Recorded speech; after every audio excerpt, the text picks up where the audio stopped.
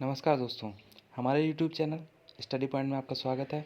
आज हम स्टार्ट कर रहे हैं सीटेट में ईवीएस पेडागोगी को। तो सबसे पहले आपको पता होगा जो सीटेट में ईवीएस का रोल है वो 30 नंबर का रहता है लगभग, जिसमें 15 नंबर आपके पर्यावरण से और 15 नंबर आपके पर्यावरण शिक्षण से आते हैं। अब हम बात करते हैं कि पर्यावरण किस किस बच्चे को पढ़ाया जाए, इसका सिलेबस क्या हो, इसकी विषय वस्तु क्या हो। तो सबसे पहले मैं आपको एक जो इम्पोर्टेंट पॉइंट है वो मैं आपको बता देता हूँ कि जो पर्यावरण है वो सभी बच्चों को नहीं पढ़ाया जाता, वो केवल कक्षा 3 से कक्षा 5 तक के बच्चों को ही पढ़ाया जाता है। यहाँ से क्वेश्चन बनता रहा है तो आपको बता दें, या तो इस तरीके से लिखा हुआ होगा वहाँ पे पॉइंट ये आता है कि पर्यावरण शिक्षण कक्षा 1 और कक्षा 2 को नहीं पढ़ाया जाता, कक्षा 2 के बाद से पर्यावरण शिक्षण किया जाता है। ये मेन पॉइंट है आपका, यहाँ इसको नोट कर लेना चाहें। अब अगला पॉइंट देखते हैं।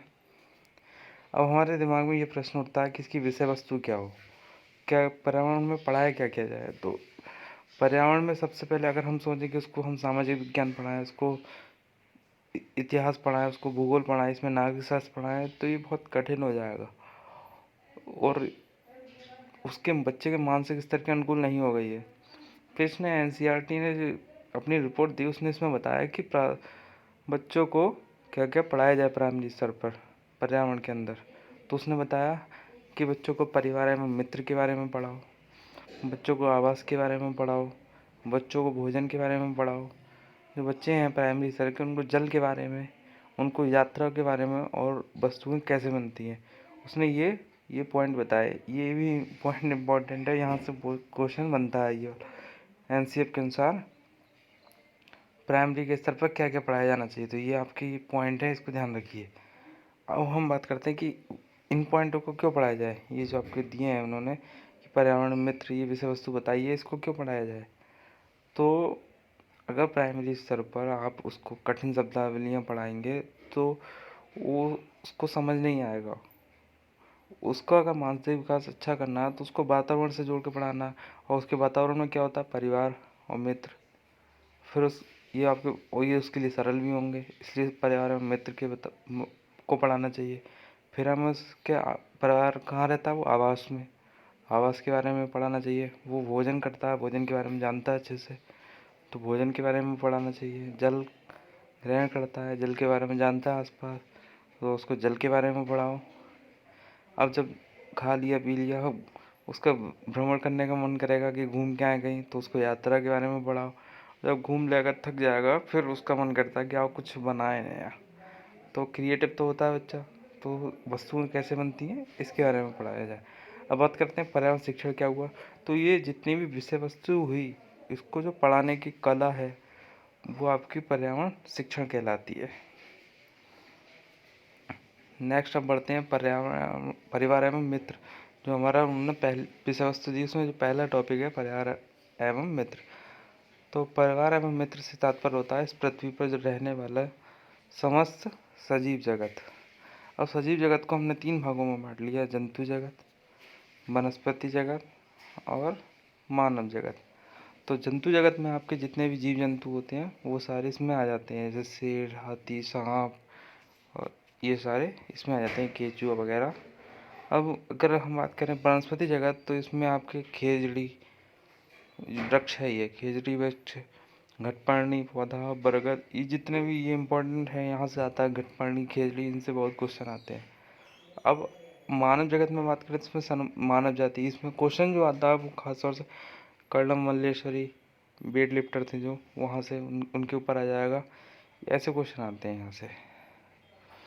अब हम इसमें जंतु जगत में ही आगे पढ़ते हैं और इसमें एग्जाम सबसे पहला पढ़ते हैं जंतु के बारे में, सिलात। ये भालू के जैसा दिखता है लेकिन भालू नहीं होता है।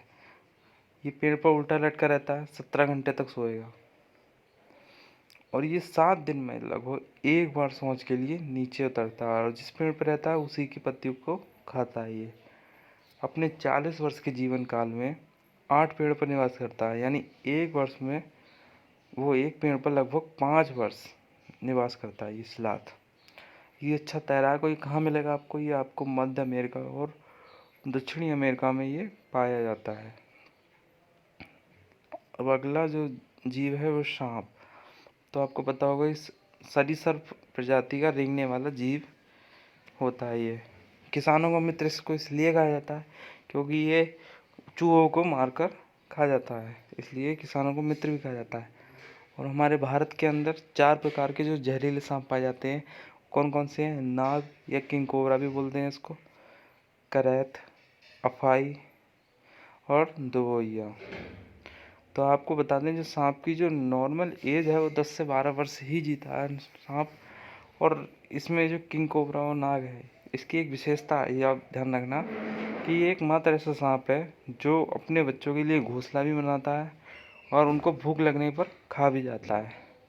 तो ये इसमें इम्पोर्टेंट है आपको। और हाँ, सांप का जो जहर है उसको उसके जहर से ही खत्म किया जाता है। तो उसके सांप के मारने की दवाई उसके जहर से ही बनाई जाती है, ये भी आप ध्यान रखें। और एक पॉइंट और है इसमें, जो सपेरों की जो प्रजाति कल्वेरिया करके पूछ लिया था कि क्या है कल्वेरिया, तो ये एक ध्यान रखना, सांपों के सपेरे होते हैं उनकी एक प्रजाति है, उसको कहते हैं कल्वेरिया। ठीक। अब नेक्स्ट जीव देखते हैं कौन सा है। आपका नेक्स्ट जीव है पश्मीना बकरी। तो आपको बताएं पश्मीना बकरी क्या है, कहाँ पाई जाती है? ये लद्दाख में पाई जाती है और चांगपा प्रजाति के लोग इसको पालते हैं। इसका जो बाल होता है वो मनुष्य के बाल से लगभग 6 गुना पतला होता है। इसलिए जो और इसकी खास बात ये है कि पश्मीना 6 गुना ज़्यादा गर्म रहेगा। जो इसके द्वारा जो बना हुआ स्वेटर होगा वो आपका 6 गुना अधिक गर्म रहता है। और इसको पश्मीना बकरी से जो स्वेटर बनाएंगे आप, उसको लगभग बनाने में आपको 200 से 250 घंटे, कहीं 200 भी मिल जाता है और 250 भी, तो 250 घंटे एवरेज मान के चलिए आप, 250 घंटे लगते हैं। और जहाँ पश्मीना को जहाँ पाल कर रखते हैं उस स्थान को क्या बोलते हैं? उसे लेखा बोलते हैं, लेखा। ये 5000 मीटर ऊंचाई पर भी रह सकती है और -40 डिग्री सेंटीग्रेड टेम्परेचर भी ये सरवाइव कर लेगी। ये पश्मीना बकरी की खासियत है। नेक्स्ट बढ़ते हैं मधुमक्खी। तो आपको पता होगा जो मधुमक्खी समूह में रहती है, इसलिए इसको हम सामाजिक कीट भी कहते हैं।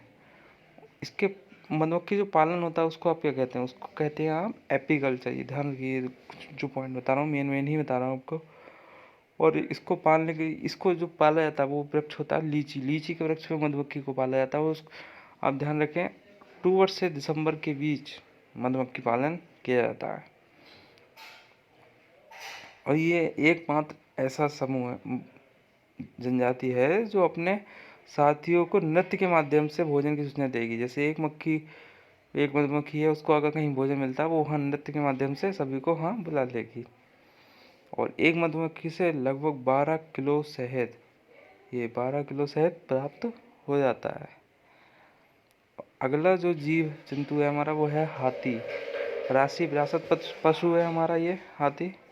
और सर्वाधिक हाथी हैं जो भारत में कर्नाटक के अंदर पाए जाते हैं, और अगर विश्व की बात करेंगे तो अफ्रीका में मिल जाएंगे। हाथी व ये बच्चे हैं, हाथी और हाथी के बच्चे और हाथी ये समूह में रहते हैं। और जो उसकी समूह की जो नेतृत्व करता होगी वो की हथनी होगी। ठीक। 14 वर्ष के बाद लगभग हाथी का बच्चा अपने ग्रुप को छोड़ देगा, समूह को छोड़ देता है। और हाथी के बच्चे का भार हमसे पूछ लेते, ये जो पॉइंट है ये आप हमेशा ध्यान रखना कि हाथी के जो बच्चे का भार है वो लगभग 200 किलो या 2 कुंटल होता है। और अगर पूछा जाए, यहाँ कन्फ्यूजन हो जाता है कि हाथी के बच्चे का भार हुआ 2 कुंटल और जो वो खाता है एक दिन में पत्तियाँ, वो 1 कुंटल खा जाता है। ठीक। और उसका गर्भधारण काल 22 माह है। और यह काले रंग का होता है, इसलिए इसको गर्मी ज़्यादा लगती है, इसलिए हमेशा ये कीचड़ में आपको मिल जाएगा, कीचड़ में खेलते हुए गर्मियों में मिलेगा। और इसकी जो एवरेज आयु है वो 70 वर्ष होती है। तो सबसे कम सोने वाला प्राणी भी यही है, 2 से 4 घंटे लगभग सोता है ये हाथी। अगला हम पढ़ते हैं बाघ के बारे में, जो कि हमारा राष्ट्रीय पशु है, बचपन से पढ़ते आ रहे हैं राष्ट्रीय पशु बाघ। तो ये सर्वाधिक बाघ कहाँ मिलेंगे आपको? कर्नाटक के अंदर मिलेंगे। ठीक। तो बाघ और बाघिन ये भी समूह में रहते हैं और इनके जो नेतृत्व करता है वो कौन करती है? बाघिन करती है इनका नेतृत्व। 2 से 3 माह में बाघ का बच्चा अपने समूह को छोड़ देता है। और इनकी क्वालिटी क्या है बाघ की कि ये अंधेरे में मनुष्य की तुलना में भी 6 गुना दूर तक का देख सकते हैं। और इनकी जो मूंछें होती हैं वो उनको रास्ता दिशाओं का ज्ञान, मतलब अगर अंधेरे में भी अपना रास्ता ढूंढ लेंगी। ठीक, ये इनकी मूंछें होती हैं लंबी लंबी, उसकी खास बात है। और ये अपने इलाके का निर्धारण अपने मूत्र के द्वारा करते हैं। अगर कोई भी दूसरा बाघ इनके एरिया में घुस आता है तो ये इसके मूत्र से उसको पहचान लेते हैं कि ये हमारा नहीं है, ये दूसरे समूह का है। और इनके जो लगभग बच्चे का भार होता है वो 1.5 से 2 किलो तक होता है। 1.5 से 2 किलो तक इनके बच्चे का भार होता है। अगला हम देखते हैं शेर। तो आपको बता दें, शेर जंगल का राजा, हरे भूरे रंग का जीव है लगभग ये। और इसकी जो आपने देखा होगा भारत के जो राष्ट्रीय चिन्ह है सारनाथ का अशोक स्तंभ, उसमें भी शेर का चिन्ह अंकित है। ये भी समूह में रहता है और उसका नेतृत्व करती है वो शेरनी करती है। इसका बच्चा शेर का जो वो 2 से 3 वर्ष बाद समूह को छोड़ देता है। ये भी अंधेरे में मनुष्य की तुलना में 6 गुना दूर तक का देख सकते हैं। बाघ के बच्चे का वजन था आपका 1.5 से 2 किलो, लेकिन शेर का बच्चा होता है वो 2 से लगभग 2.5 किलो तक, वो 2.5 से 3 किलो तक होता है लगभग।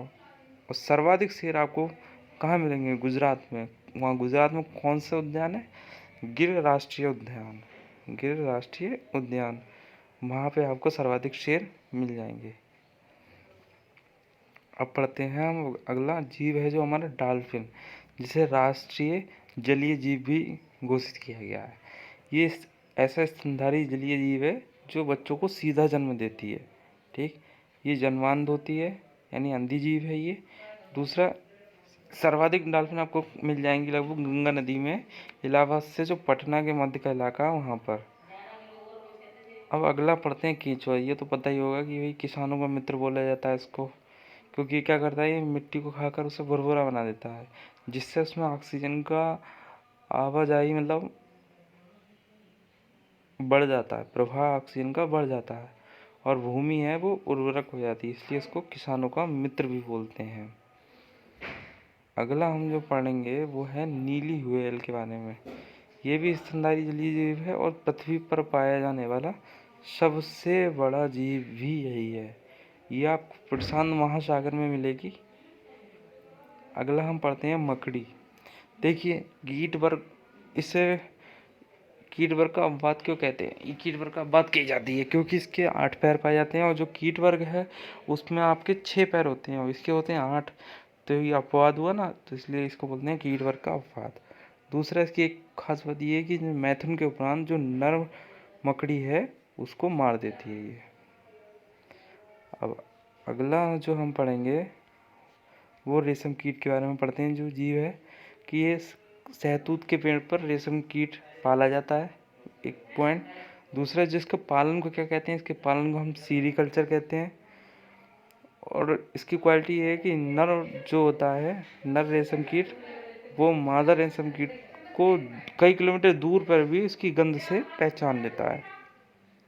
अब ये याद रखिए जो मैं बता रहा हूँ गीद, चील और बाज के बारे में, यहाँ से क्वेश्चन आता रहा है कि सबसे ऊपर पेड़ की सबसे ऊंची शाखा पर कौन घोंसला बनाता है? तो ये गीद, चील और बाज सबसे पेड़ की ऊंची शाखा पर अपना घोंसला बनाते हैं। और दूसरा कि मनुष्य की तुलना में 4 किलोमीटर अधिक दूर तक ये देख सकते हैं। यानी अगर मनुष्य 2 किलोमीटर की दूरी तक देख पा रहा है तो ये 8 किलोमीटर दूर तक देख सकते हैं। मतलब ये मैंने बताया इस तरीके से। अब बाकी हम अब कल पढ़ेंगे वनस्पति जगत के बारे में। जंतु जगत में इससे बाहर नहीं आएगा, इतना ही आएगा, इसलिए इसको अच्छे से देख लें, समझ लें और नोट्स बना लें। बाकी वीडियो को लाइक करें, सब्सक्राइब करें, चैनल को सब्सक्राइब कर लें, बेल आइकन को दबा लें जिससे नोटिफिकेशन मिलता रहे। धन्यवाद।